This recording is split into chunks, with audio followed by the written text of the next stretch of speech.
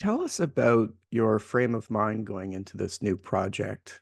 What were you looking to accomplish with another in a long stream of records?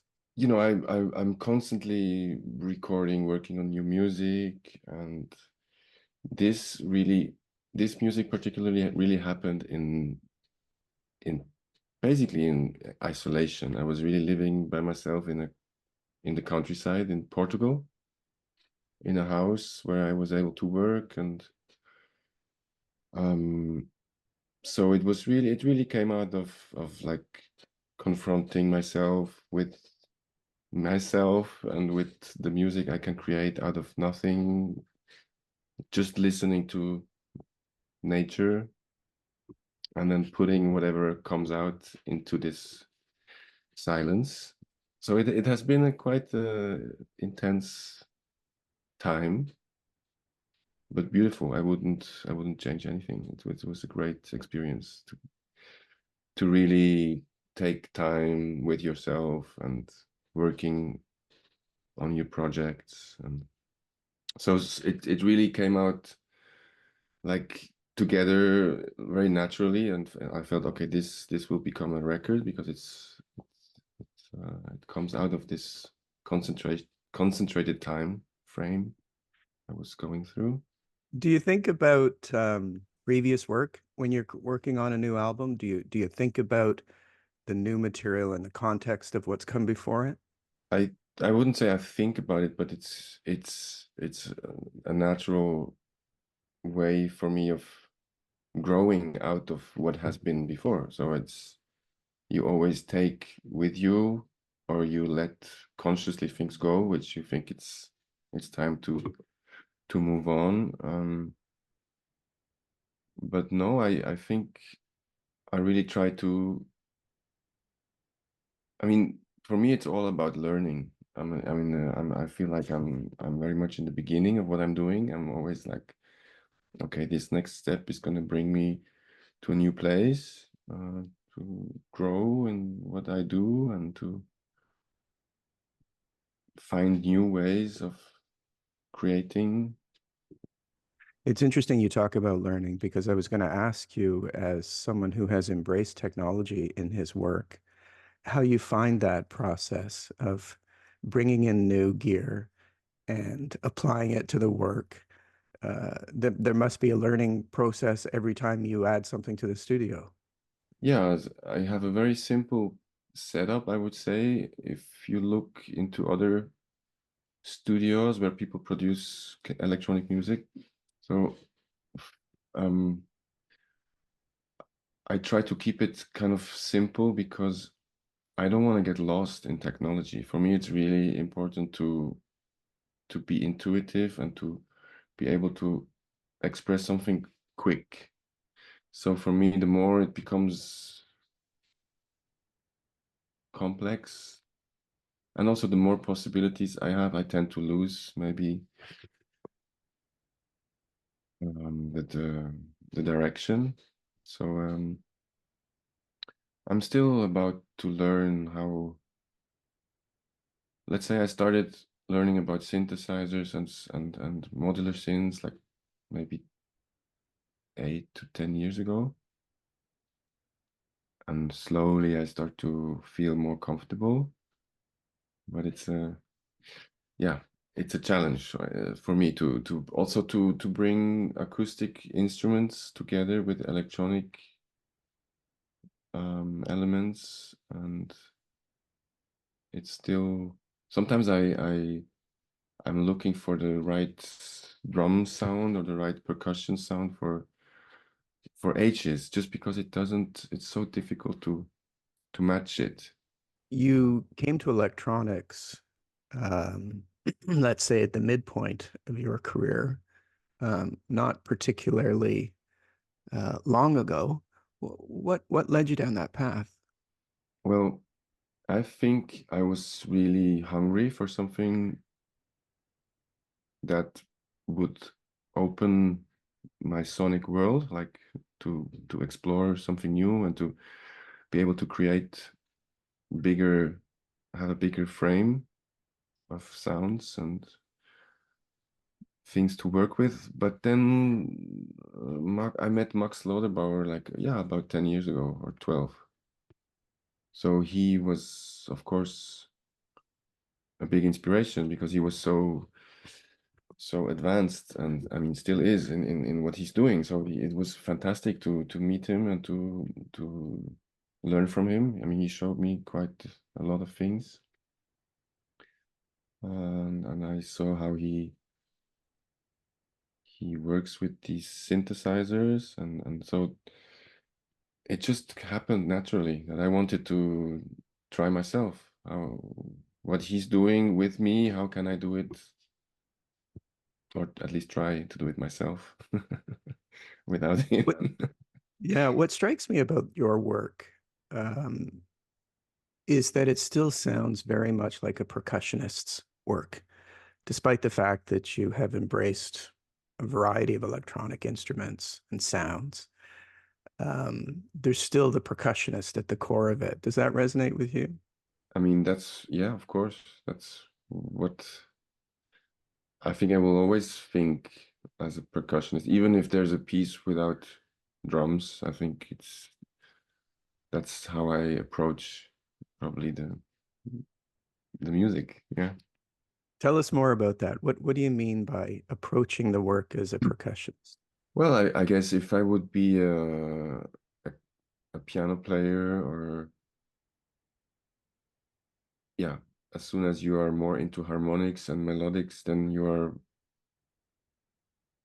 probably the music would.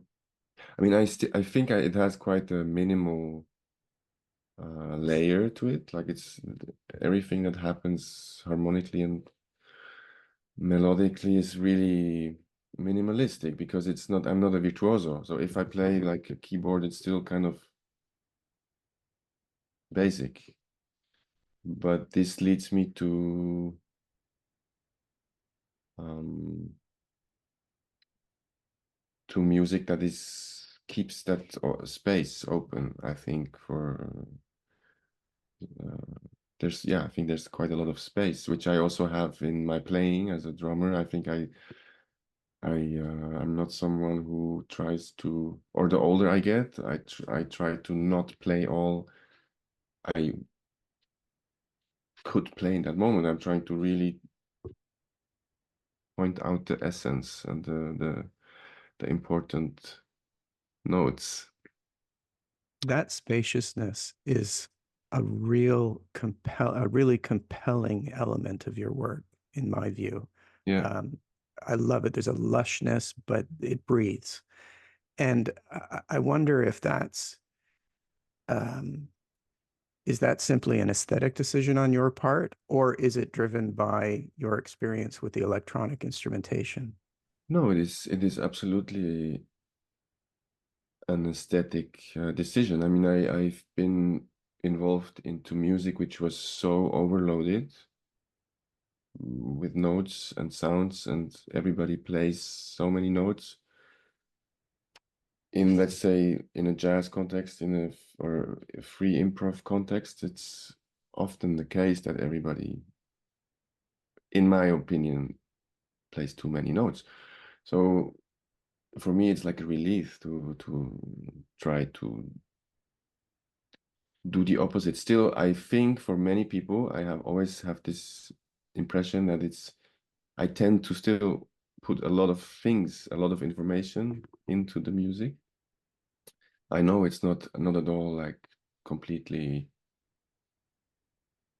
minimalistic, but it's from where I come from, I think it gives a lot of space and a lot of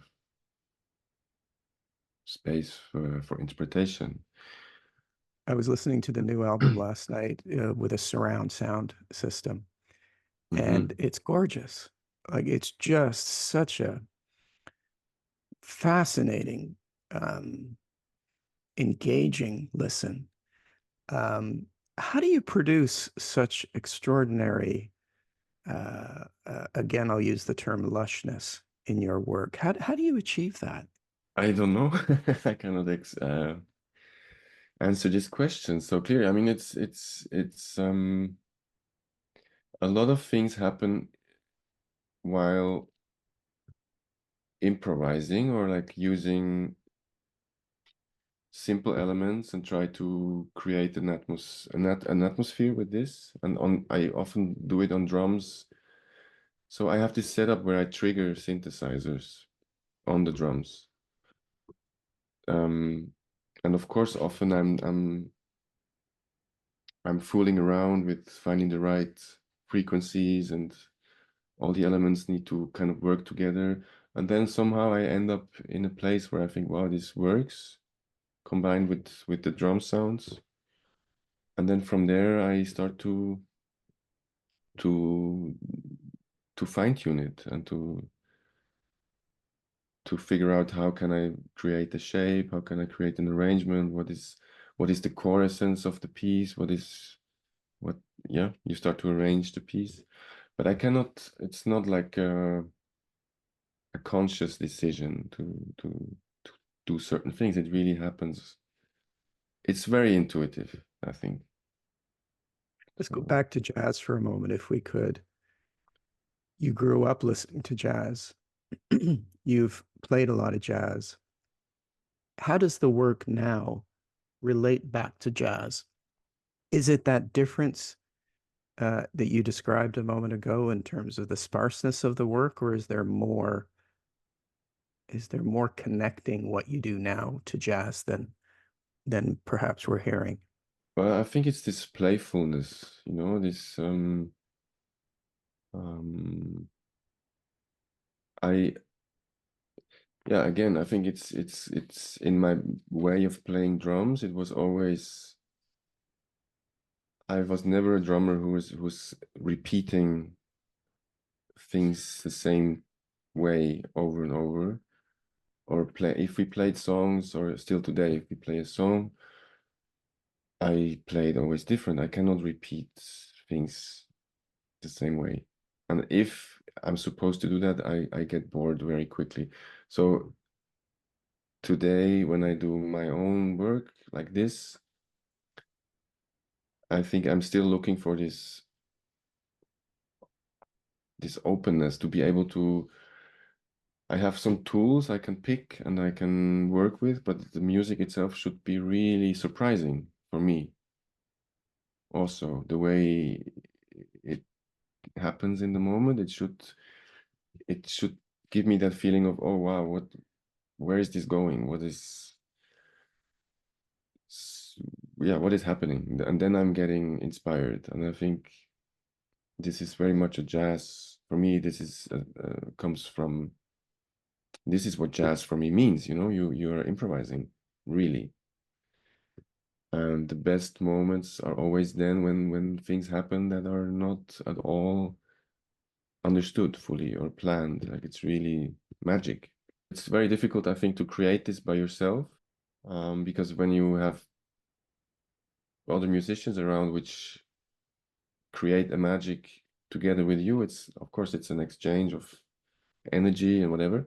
And alone, it's of course it would be easier to always connect back to very clear ideas, and you know exactly what you do. And I think this is the challenge a bit, that I like this uncertainty, but it's risky. If you especially when you play live, it's always and there are so many elements which can go that way or the other way. So yeah, but I think I need that. I need this kind of risk to also feel that I'm honest to myself and to the music. I think the music wants that, this kind of freedom. What does that risk feel like when you're in the studio by yourself, developing ideas? I mean, is it ever difficult to find inspiration?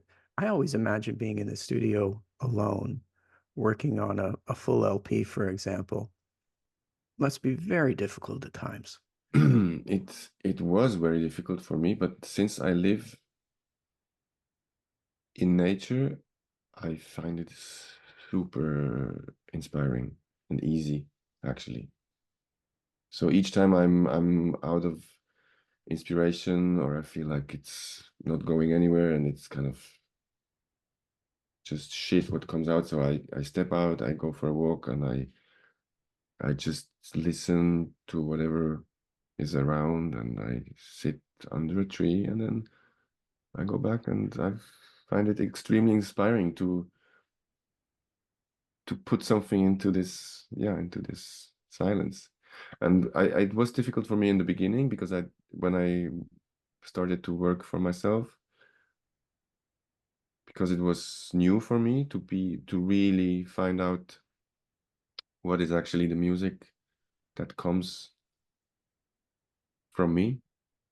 That's kind of a confrontation which I was not comfortable with. And then living in a city for me was, yeah, there's so much going on already. It's difficult to really to focus. So now for me, it's much easier now. The new album's title is Music for Lovers, and there's an extensive piece of writing in the notes about that title, which I really enjoyed. Tell us about the thinking behind that title. Well, it's when when I live alone, which I did for the last 2 years. It is a lot of time you spend by yourself thinking about why are you doing this? Why do things work a certain way? Where are we going as humans? What's going on in this world? And it's just a sum of what came to me in the last 2 years. Like um I think it's really to love in a world we live in right now is something really brave to do. And I don't mean the romantic love. I mean really to really,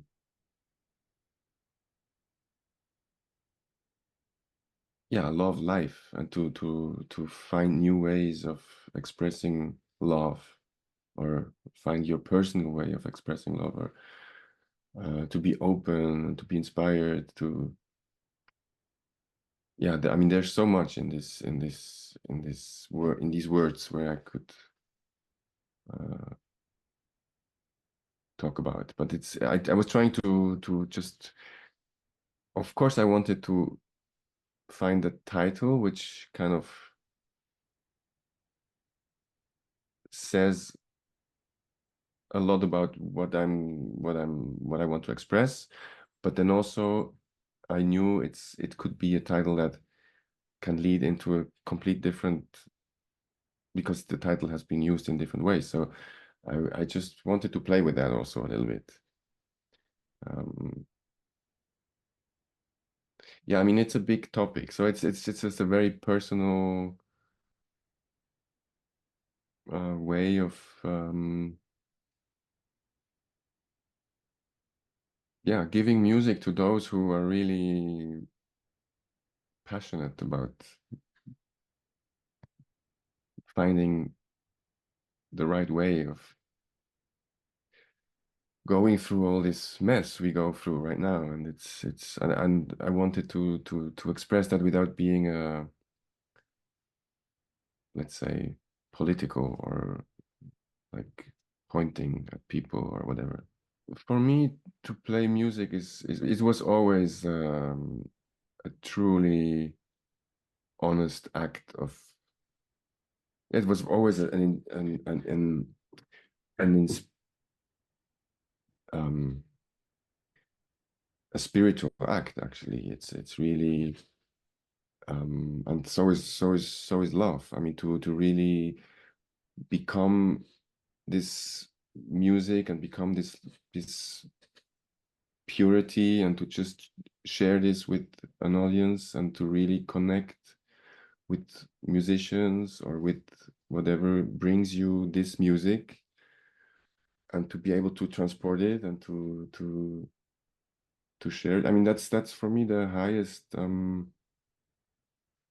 motivation to make music, to have a connection. You channel something through you, comes this thing, and it goes to the audience, and it comes back. And yeah.